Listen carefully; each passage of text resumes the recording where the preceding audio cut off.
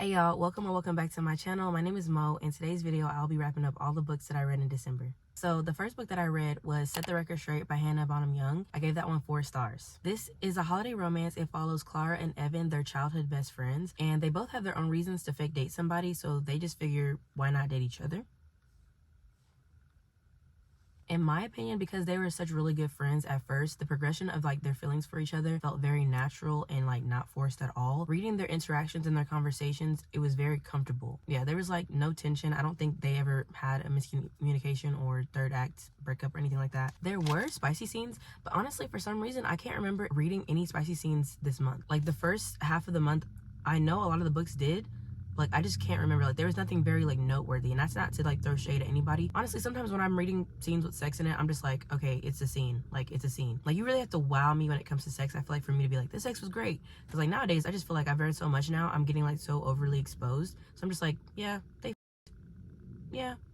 I don't know, I feel like that sounds horrible, but itty witty. I would say like the Christmas aspects weren't super loud, for lack of a better word. I don't know, like prominent. It wasn't like super holiday-ish. They did follow holiday traditions, but it wasn't nothing crazy. It was a very fun read for me though. I will say trigger warnings for homophobia, like religious bigotry kind of thing, and familial abandonment. Yeah, it was really fun. One of them was she already knew she was a lesbian, and the other one she thought she was straight, and then she had a bisexual awakening. So if you're into that, there we go. And then next I read You Make It Feel Like Christmas by Toni Shiloh. I gave this one 3 stars. During this holiday season, Star is going through everything bad that she could ever think of. She is jobless, she's single, and she's working her way to being without housing as well. And then the cherry on top is that she's being forced to help her sister like go through her wedding, but she's getting married to Star's ex-boyfriend. So her sister is marrying her ex-boyfriend. So yeah, there's drama with the sister, drama with like the mama kind of thing. If you remember when I read Only for the Week by Natasha Bishop, that was on like a 24-hour readathon. I think it was the first one. I can't remember. It kind of gave those vibes just slightly, but then her brother's best friend Waylon, he shows up. The bad time that she expected goes a lot smoothly because he's there, like he's kind of cushioning everything, and like she's helping him with his business that his mom left him, and it's just really sweet. It led like more character driven than plot, but it was still like an okay read. I personally did not realize that it was going to be a fluffy Christian like hallmarky romance. It threw me off when I just kept hearing about God and like faith. It wasn't horrible, but it's just not really what I'm into. So if you're into it, I would definitely recommend it. I still gave it 3 stars. It was a good read. It was just not something I would typically pick up if I knew what I was getting myself into before. Then next I read Trick Shot by Kayla Grosse. I gave that one no rating, I don't think. If I could rate this book, it'd probably be 2.5 stars, but just like the nature of the book, I don't really rate kind of things like this. So in this book, Riley is trying to make it home for the holidays, and then her flight gets canceled. She runs into Leo McKnight. He is the identical twin to a famous hockey player that she knows, and they hit it off, girl. So they're like at the like airport bar, they hit it off or whatever, and he's impersonating his brother. So the whole time she doesn't even know who this man is, and he ends up taking her home. His best friend slash lover Jace is there, and they all interact. I feel like through this whole night of passion, they all discover what they truly want out of the connection, because Riley kind of fits like a puzzle piece into their whole like little situation, but like also she doesn't even know who Leo is until it's too late. So it's like, how do they like move forward, you know? I was actually pretty interested in this book. That's why I feel like it would have been 2 out of 5. I mean 2.5. So yeah, books like this where there's just like tons of sex and like minimal plot, I don't typically rate, because like they serve a purpose, but like they're not something I'm really like wanting to rate, because usually those books are like 2 stars, and I feel like that's not fair. But yeah, if you want a fast-paced MMF book, there was with 2 plus-size main characters, talks about sexuality, there was like a dom sub relationship type. Yeah, I think you might like it. I don't know. And then next I read The Holiday Switch by Tiff Marcelo. I gave that one 3 stars. I'm gonna read a summary for this book, because honestly the point of the book was lost on me so many times. I can't coherently tell you anything right now. This is a book about a bookish Filipino-American girl who crosses paths with her boss's aggravating nephew. But when they accidentally switch phones, their newly discovered secrets draw them together. All I can say is this is a cute little young adult story that wasn't doing too much, but it wasn't doing enough for me. I do feel like out of all the holiday romances that I read, this was the most holiday. Yeah, it was kind of like at some point sickeningly cheery. It was pretty lighthearted, and it was relaxing. Like there was not too much going on. Like I said, I recommend this for the kids. This was not I was not the audience for this book. And then next I read Kiss Her Once for Me by Alison and Cochrun. I gave this one 4.25 stars. Last year, Ellie had her dream job, and then she had this Christmas Eve meet cute with Jack that like turned into her falling in love with her. That next morning after, so Christmas morning, she like felt betrayed and she left without saying anything to Jack. And they hadn't seen each other until a year later when she shows up to her holiday, Jack's holiday, with her brother, like engaged to her brother. So let me just like slow it down a little bit and go back, because I feel like so let's go back.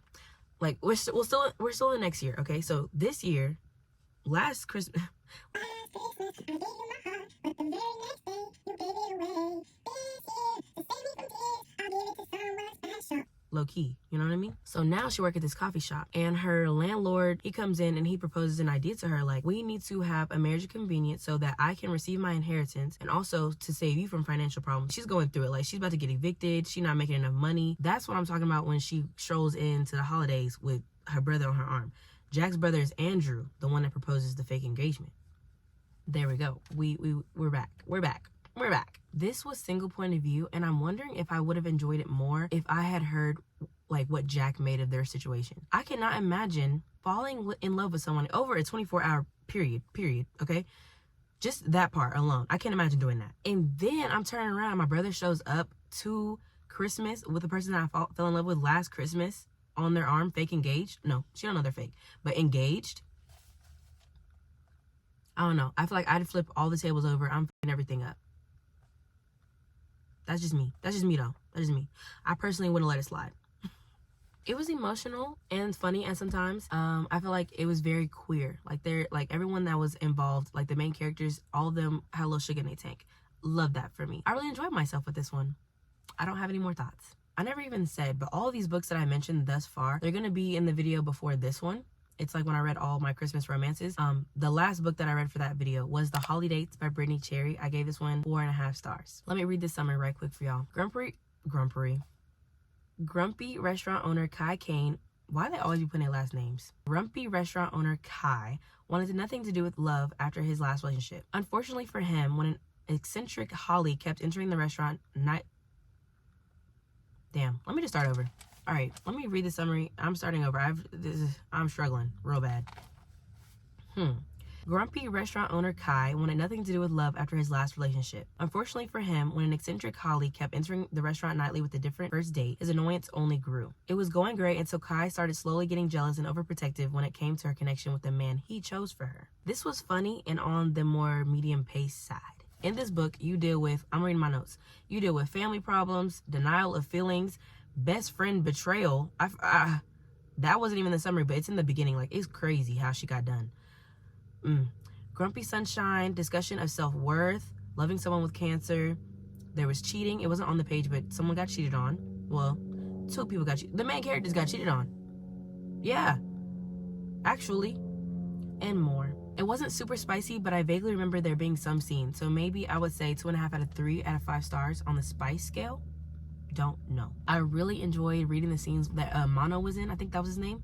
The little brother. Just the love and the bond that they shared was so beautiful. I feel like for a almost 300-page book, the plot was pretty developed and there was plenty of things going on. It was a great book. I would recommend. And the next I read Out on a Limb by Hannah Bonam-Young. I gave this one 4.75 stars. Really, you could say I gave it 5. The more I reflect on this book, it was 5. Our main character, Wen, has grown up always wanting to be completely independent without help from others. She does have a physical disability. Her right hand is less developed. I would say that she is stubborn and hyper independent to a fault. But I mean, like, if you have a difference and everyone's always like coddling you or treating you differently, I feel like it would make me feel some type of way. So yeah, she's very stubborn and she doesn't like anyone helping her out for real until Bo walks into the picture. They both meet at a Halloween party and they both like match unintentionally. Like, I think they both showed up as like pirates, which worked out for them because of their disabilities. Yeah, I believe his left leg from his knee down is missing, so he uses a prosthetic. The banter between the two of them goes crazy because they had like a lot of ableist jokes that honestly no one could get away with besides these two. Like, sometimes it made me a little uncomfortable, I'm not gonna lie, because I wouldn't personally make these jokes.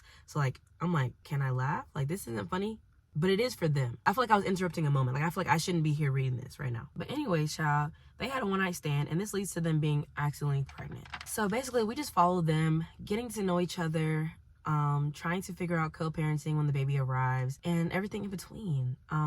They do. I vaguely remember it. Like, it was good. but I feel like I enjoyed the more wholesome parts more. And like, that's saying a lot for a horny like me. I did, yeah. This book was just so sweet. I'm reading my notes. It has conversation about co-parenting, navigating life with differences, cancer. This was in the past. It's not like reoccurring, but it was mentions of cancer. So if that's something that's like super sensitive for you to read about, I'm just letting you know. Pro-choice, like there was discussion of abortion. Death of a parent, depression, and other things were there as well. There was no tension in this. I feel like it was very emotionally heavy sometimes, but it also was lighthearted at the same time. Like there was a good balance. Like Hannah did really good. Real good. Also, the author has the same limb difference as Win in the book. So if you want to read a book with disability representation written by someone that has a disability, definitely read the book. I love this book so much. Let me see. Bo stepped up to the plate and he showered Win with reassurance, stability, and patience. Literally anything that she wanted, Bo provided that and then some. He was amazing. Like, I love men written by women. I do. I did love how excited they both were to be parents, all while being confused about their futures and getting to know each other the whole time. Yeah, this is really a 5-star for real. Okay, now we're getting into the territory where I didn't write any notes, so I don't know what I'm talking about right now. I next read Dear Monster Claus by Maeve Black. This one did not get a rating. I'm gonna have to look up a summary because I don't know how to explain this to you. This was kind of like a monster romance. Are they considered monsters? There was a Cupid and a Santa, but they were, yeah. One was like a dragon shifter. Hold on, hold on. We getting chaos.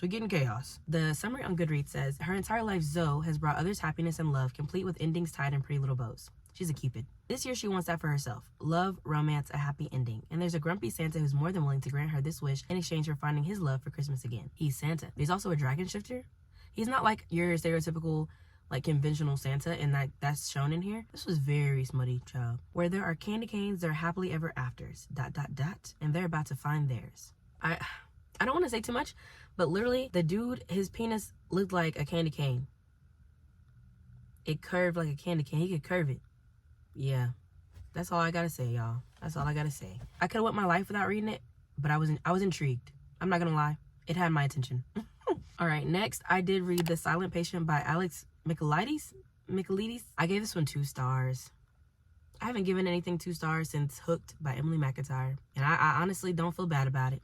Okay, it's a psychological thriller, and I'm not really like a thriller girly, so I just feel like I don't know. Yeah.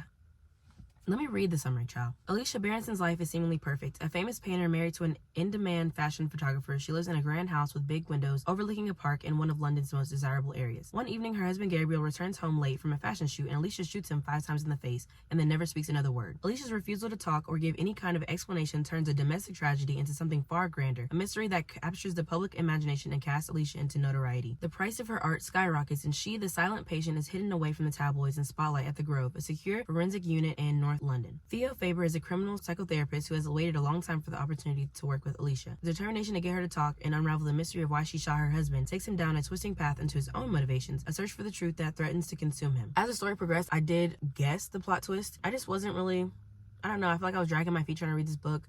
Wasn't really into it. It was very boring for like a mass majority of the book. And then the plot twist, I was just like, that's it? That's what we get? That's it? I don't really have any other words for it. I was disappointed. Next. So this next portion of the video, I'm going to tell you what I read and then the summary of the book, but I will not be giving you the rating because I have a video coming out for y'all. So it should be like towards the end of January, hopefully, if not early February. We're hoping.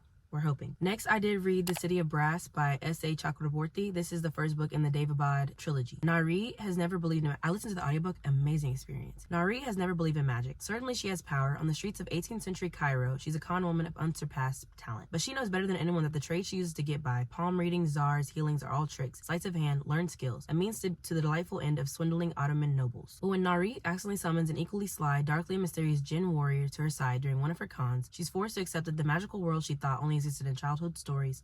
Breathe, bitch. She's forced to accept that the magical world she thought only existed in childhood stories is real. For the warrior tells her a new tale. Across hot, windswept sands teeming with creatures of fire and rivers where the mythical Marid sleep, past ruins of once magnificent human metropolises, and mountains where the circling hawks are not what they seem, lies Daevabad, the longest sentence ever. The legendary city of brass, a city to which Nari is irrevocably bound. In that city, behind gilded brass walls laced with enchantments, behind the 6 gates of the 6 Jinn tribes, old resentments are simmering. And when Nari decides to enter this world, she learns that true power is fierce and brutal. That magic cannot shield her from the dangerous web of court politics, that even the clearest of schemes can have deadly consequences. After all, there's a reason they say be careful what you wish for. Y'all will get my thoughts more in depth in the future video. That's why I'm going to the next one. I then read Set by Alexandria House, is the first book in the Them Boys series. I read all 3 of them. Set, Shu, and Ja, they're all brothers, so that's the 3 books in a trilogy. So let me read you a summary for Set. A chance encounter and one night of passion leads to a mutually beneficial arrangement for 2 souls from different worlds. When love creeps into the equation, neither is sure how to feel or what to do. The only thing either is certain of is their need for the other. This novella includes strong sexual content and profanity, so yeah. Next, I read Ja. Neither of them was looking for the other. Neither of them intended to fall in love. And now, neither of them wants to let go. Lastly, in that series, I read Shu. Invisible, broken, seen, nurtured, loved. That's the summary. That's it. That's all. And then I read Demon's Dream, An Unexpected Love by Elle. Kayson. This is a big summary. Hold on. Demon, climb my way from the depths of hell to... Demon. Climb my way from the depths of hell to haunt the nightmares and steal the lives of many. I earned the name Demon. Hardened by a life that no one should live, I had rules that govern my existence. No caring, no intimacy, no love. And then I saw her. Dream. Beautiful, brave, bold. And for 30 days, she was mine. I would follow my have her body, ignore her heart. Then she looked at me like she knew me, like she saw me, like she loved me, and I knew 30 days weren't nearly enough. This is Dream now. Brilliant and badass, I was my family's fixer. I was the queen of negotiating and smoothing unruffled feathers. I had never met a situation I couldn't talk us out of, until my brother crossed the wrong family and they would accept only one payment for that debt. Me. For 30 days, I was supposed to give myself to a man so brutal they called him Demon. I had to follow his rules, honor his demands, be available to him only. When I met him, he had nightmares in his cold green eyes and an enemy's blood splattered on his hard inked body. How could I survive a month with a monster without losing myself? Except those eyes seemed to thaw a little each time he looked at me, and his chiseled body fit perfectly against mine. There was so much more to the enigma called Demon, so many things that made him my Damien. Suddenly, the only thing I was worried about losing in 30 days was my heart. And then lastly, for the month of December, I read The Secret Lives of Church Girls by deesha, philyaw. I did give this one 5 stars. I don't think I've ever read a short story collection, and I enjoyed myself. I listened to the audiobook on the last day of December. I'm gonna read you the summary because I don't know how to explain this. The Secret Lives of Church Ladies.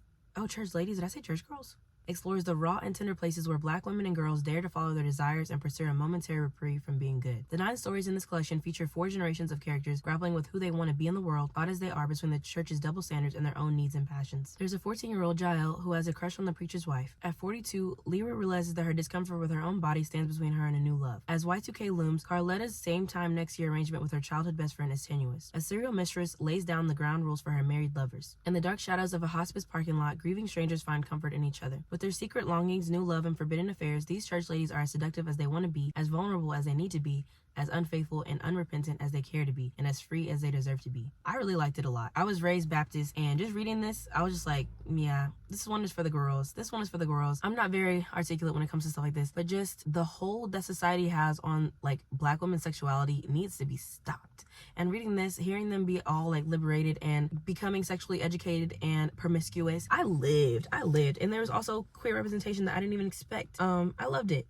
I love reading books written by Black women for Black women, because you read this and like it's not like they're pandering to a white audience and they're explaining what it means to be Black. Like there's things in here that I'm like, yeah, like this is for us. I loved it. Yeah, I don't know, I felt way more connected to these characters than I thought I would be. This was everything. I'm speechless, but I'm not.